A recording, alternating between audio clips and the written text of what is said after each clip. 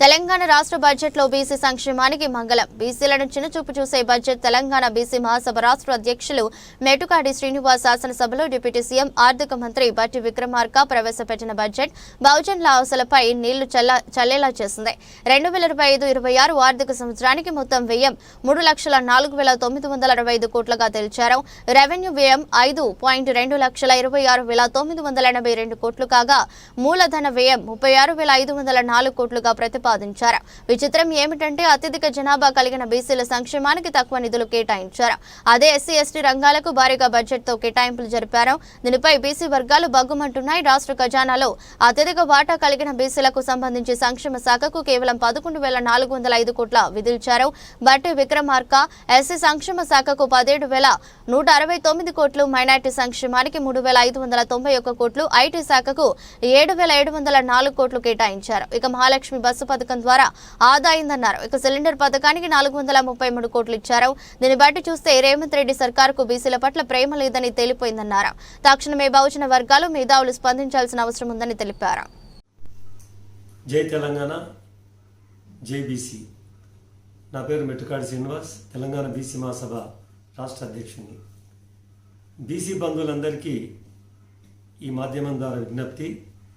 మరొక మారు ప్రభుత్వం బీసీల ఆశలపై నీళ్లు జల్లి బీసీ సంక్షేమాన్ని పూర్తిగా నిర్లక్ష్యం చేసిందనేది మనకు నిన్న తెలంగాణ అసెంబ్లీలో ప్రవేశపెట్టిన బడ్జెట్ 2025 ద్వారా తెలుస్తుంది. మిత్రులారా, మొత్తం రాష్ట్ర బడ్జెట్ను 3,04,00 కోట్ల పైచిలుకు చూపిస్తూ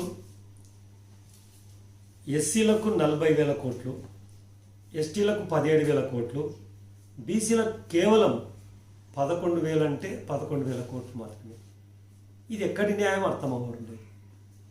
జనాభాలో 56% నుంచి 58% వరకున్న బీసీలు తమ ఖర్చు ద్వారా తాము సంపాదించుకున్న డబ్బును ప్రభుత్వానికి వివిధ రకాల పన్నుల ద్వారా చెల్లించి బడ్జెట్ను తయారు చేసినప్పుడు న్యాయంగా 1,00,000 కోట్ల బడ్జెట్ మనమే ఇచ్చినట్లు రాష్ట్రానికి 1,00,000 కోట్ల బడ్జెట్ను మొత్తాన్ని రెవెన్యూ తీసుకొని బీసీలకు 11,000 కోట్లు ఇవ్వడం అనేది ఎక్కడ ధర్మం?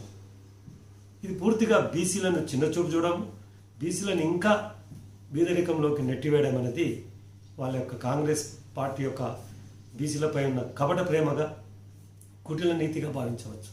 నిన్నగాక మొన్న అసెంబ్లీలో బీసీలందరూ సంతోషపడేటట్లు 42% స్థానిక సంస్థల ఎన్నికలలో రిజర్వేషన్ కల్పిస్తూ చట్టసభలలో శాసన మండలిలో అయితేమి శాసనసభలో అయితేనేమి బిల్లు ఆమోదింపజేసి కేంద్ర ప్రభుత్వానికి పంపారు.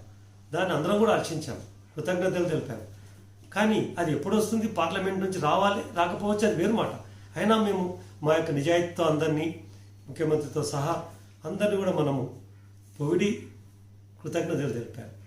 మరి ఒకవైపు ఆ రకంగా ఆశ కల్పిస్తూ మరొక వైపు నిజంగానే మాకు రావాల్సిన దాదాపు 1,00,000 కోట్ల బడ్జెట్ బీసీలకు కేటాయించాల్సిన అవసరం ఉంది. పోనీ 50,000 కోట్లు కూడా లేదు. గత ప్రభుత్వం కనీసం 21-22,000 కోట్లన్నా కేటాయించినట్లు దాఖలాలు ఉన్నాయి, ఇఫ్ ఐఎమ్ నాట్ రాంగ్. కానీ ఇప్పుడు ఏకంగా 11,000 కోట్లు ఏ ఉద్దేశంతోనే బీసీలకు మీరు కేటాయిస్తున్నారో చూపించాలి.